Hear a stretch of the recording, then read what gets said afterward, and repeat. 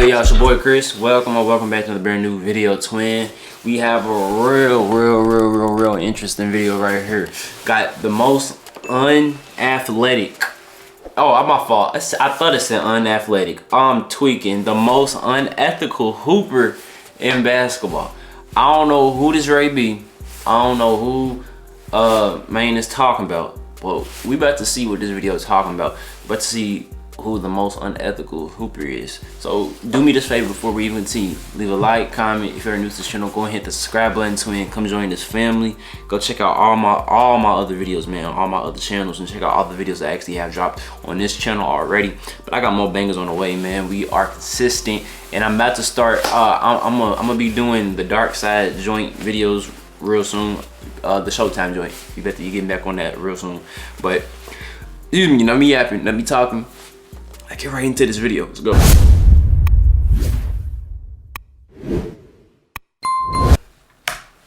ethical hooper, a player who is true to the game, plays basketball the way it was meant to be played. No flopping, no stat padding, just pure hoops. Yep. And the opposite of the unethical hooper, the player who relies on foul bait and gimmicks and a barrage of free throws to fill the stat sheet. And right now, there is an unethical hooper among us. Ah, bro, well, we saying at least Shai. that's the reputation Shai Gilgeous-Alexander is building at the moment, with some fans claiming his historic season has been propped up with foul hunting and an absurd... Hey, hold up, time out. Before we even see, y'all better not say, y'all, come on now. Shai be cooking y'all niggas, boy. His historic season has been propped up with foul hunting and an absurd free throw volume manufactured from gimmicks and tricks that are a disservice to the game. But if Shai is a foul grifter, a free throw merchant, then I've got some bad news about some of your all-time favorite players. Yeah, like, what? We gonna see this. This may be a good one. Cause what? Let's do this. As the 2025 NBA MVP race continues to grow closer and closer, He's fans MVP across for the sure. league are finding any and every hair to split to pick a side between two players having historically great seasons. The impossibly good Serbian gunning for his fourth MVP, or the superstar guard looking to break a 6-year chokehold big men have had on the award. And with a race this tight, deciding the most valuable player in the league may just boil down to the smallest, seemingly insignificant things, like free throws.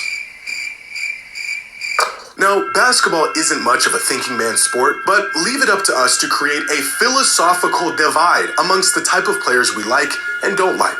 On one side, you have the locally sourced, all-natural, ethical hoopers. And on the other, you have players who essentially rely on a bag of tricks and gimmicks to navigate games and get free buckets from the line.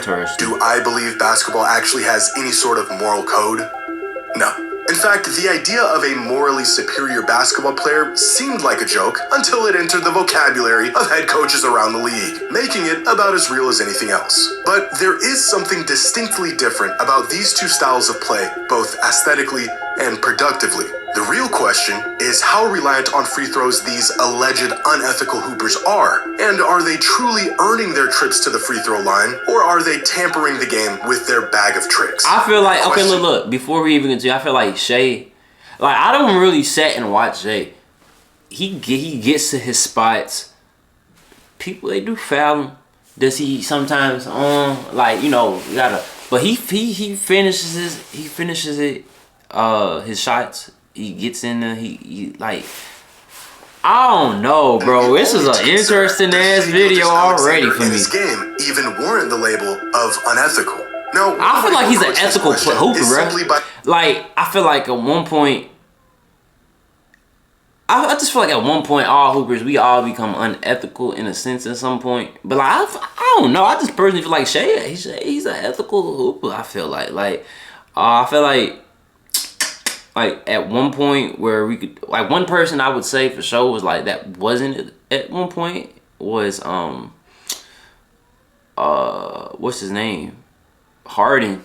I feel like I don't know, bro. By looking at the rate at which players are attempting free throws. When looking at a metric like free throw attempts per field goal attempt, SGA ranks 24th among all players this season, behind players like Trae Young, Damian Lillard, Anthony Davis, Giannis, and even an aging James Harden, who was able to escape the claims of foul baiting and stat padding years ago. So just purely looking at the rate at which players are drawing fouls, SGA isn't doing anything out of the ordinary. But to better understand Shea's scoring profile, we need to look at the kinds of fouls Shea draws and where they're coming from. Most shooting fouls don't happen out here, they happen in here. Players that stay aggressive and drive the ball more tend to put more pressure on the defense and draw more fouls. This is why a player like Dwayne Wade, for example, who spent his prime years attempting 10 free throws a game, was never associated with any foul hunting. He earned his free throws. This season, the player who drives to the basket far more than anyone else in the entire league is Shea. In fact, nearly half of all of his free throw attempts are generated through his drives to the basket. And again, if we look at the rate these drive leaders are drawing fouls on their drives, Shea is getting calls at an average rate, far from what you might see from other superstars both past and present. Which brings us to a real point of contention when it comes to SGA and his historic season. One of the odd and universally accepted aspects of NBA basketball is that superstars get calls. This has been a thing since the inception of the league. Once you transcend that highest tier of player, you essentially get the benefit of the doubt, even at times when you shouldn't. He never controlled it, Michael. He didn't touch it with both hands. That's the thing. Switched the call. 55 hits, 2 to come. Michael, I didn't see your hands on him, Michael. But I believe you. But I believe you. He said, but I believe you. And we accept it. And Shea is a superstar, except he hasn't consistently gotten these phantom superstar calls this season. Since the introduction of tracking data back in 1996, there have been 36 instances of a player averaging at least 30 points per game for a season. And when ranking these 36 individual seasons according to free throw rate, SGA this season ranks 26th, behind guards like Harden. Giannis was getting every call in 2021. Embiid? Wait, that's not Embiid. That is Embiid. 22. Bro, it's a lot of Embiid and a lot of Giannis, boy. Y'all getting all them calls, gang.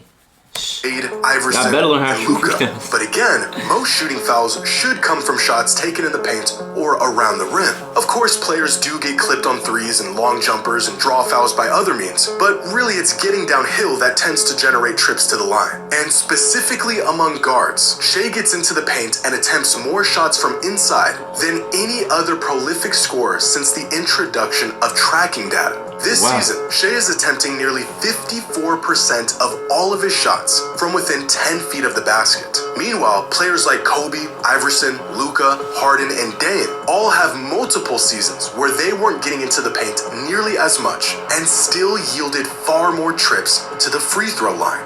Shea is statistically the most aggressive volume scoring guard in recent NBA history. He takes the most shots that historically should earn trips to the free throw line, and there isn't a single metric that suggests his free throws are inflated or unwarranted. Of the previously mentioned 36 seasons of 30 points or more a game, the average number of free throws taken per game across the board is 10. This season, Shea is averaging just 8.3. So, if anything, considering his usage and his play style, Shea is actually not getting enough calls. If we've learned anything from witnessing the last decade of scoring maestros, it's that this is just the nature of great scorers. They're hard to stop. They force the defense to get physical. They get you in positions you don't want to be in. Overreacting, reaching, even taking gambles hoping it yields you a stop or a turnover, when more often than not, it's just going to end up in another trip to the free throw line. And on an abstract scale of basketball morality, I don't think SGA plays an unethical style of hoops. I think he's a better and more prolific scorer than some fans are willing to give him credit for. What SGA does, he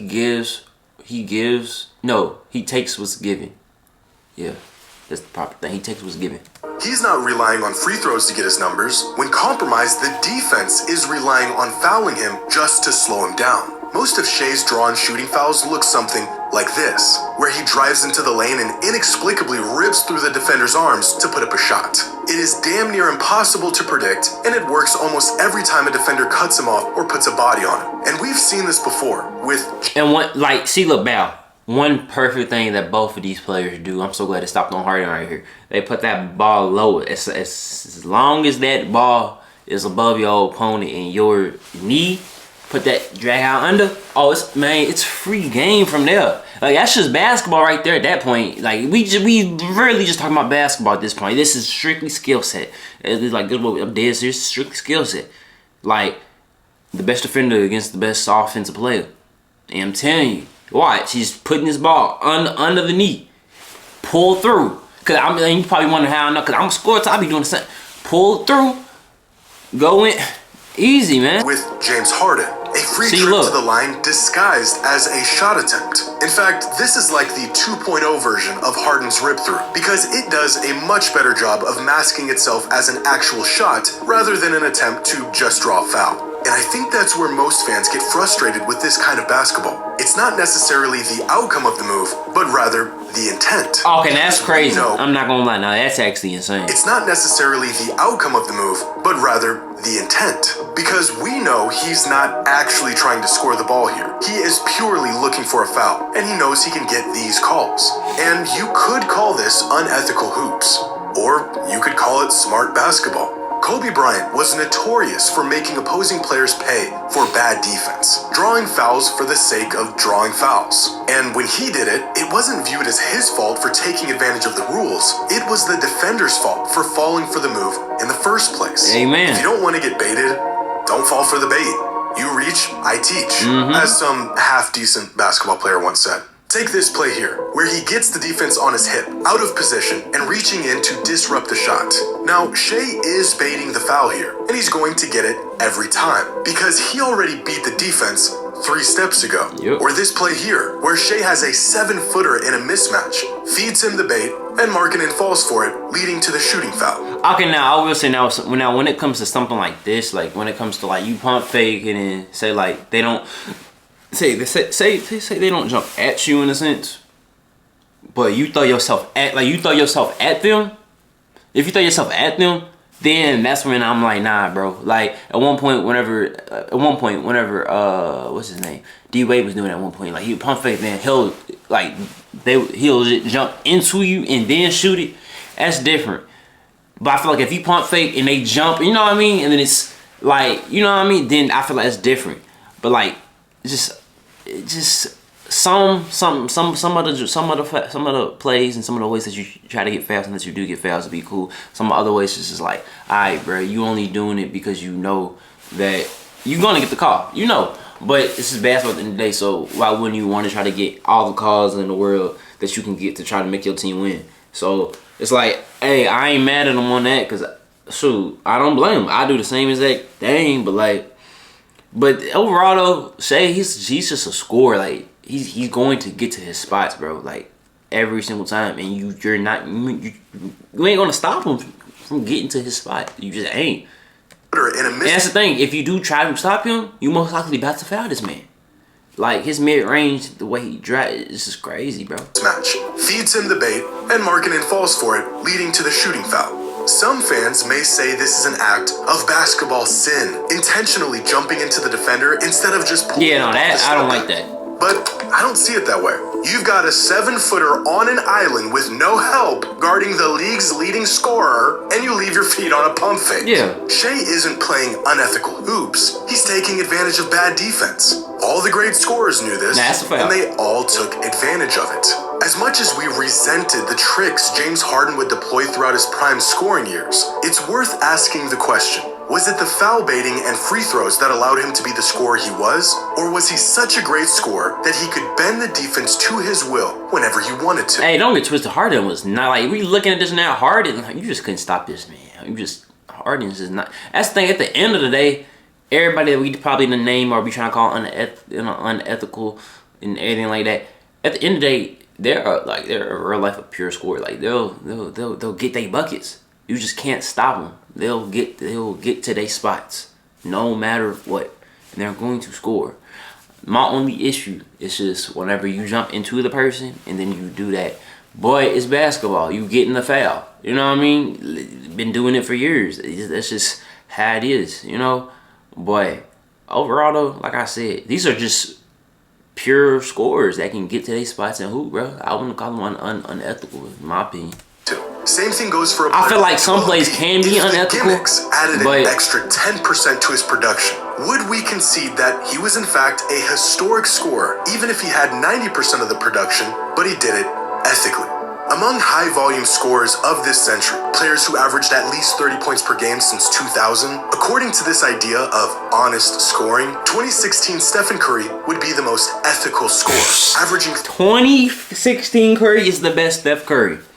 I miss this version of Steph. I miss when Steph was a real life killer. Like a real life killer. Like this is when Steph didn't care. He was at everybody's throat.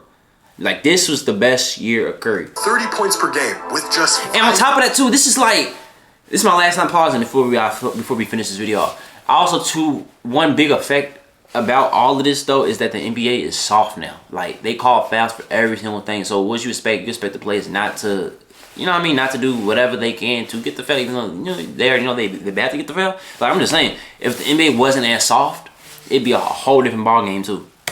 Free throw attempts. And on a scale of free throw reliance, 2025 Shea is far closer to Steph than he is to countless other all-time great scoring seasons. If SGA's game falls into the category of unethical hooper, then so does Kobe's, and Luka's, and Dame's, and Iverson's, and Durant's, and all of our favorite all-time great scorers. It is an unfair label on one of the best individual seasons in recent NBA history, and it is objectively not true. And if none of that changed your mind, then maybe this will. Here is every single season in modern NBA history where a player averaged at least 25 points per game. 354 individual seasons since 1980. And they are graphed in terms of scoring average and free throw attempts per game. The further right a player is, the more free throws they attempted. The further up a player is, the more points they averaged. So way off to the right are the seasons of all-time high free throw attempts, and where you'll find most historic scoring seasons, like some Embiid seasons, some LeBron seasons, Jordan's highest scoring seasons, Luka, Harden, Shaq. Even the pure bucket getters like Durant and McGrady often found themselves at the line during the peak of their powers. Wow. So where does Shea's 2025 season land? It's right here. The 18th highest scoring season in modern NBA history, while attempting just the 142nd most free throws per game. And that, my friends, is some honest, homegrown, ethical hoops. Yeah, it's hard. That's hard. You in the middle of that joint too. Like alright, perfect. Like you literally at the perfect joint. But this was a great video. Great video. Y'all gotta let me know what y'all think about this video down in the comment section. Y'all let me know too some more videos that y'all would like for your boy to react to, man. But y'all let me know y'all thoughts about this. Unethical, ethical, what y'all think about Shea, and what y'all think about all the other players and all the other people that we done seen in this video. But I thank y'all. I love y'all. I mean that from the bottom of my heart. Don't forget to be great. Continue on following all your dreams, twin. I got more videos on the way for you. I got more bangers. And stay blessed out here. Stay safe and stay warm, man. And that's what I'll do. Gotta say, follow me on all my social medias. And yeah, boys out.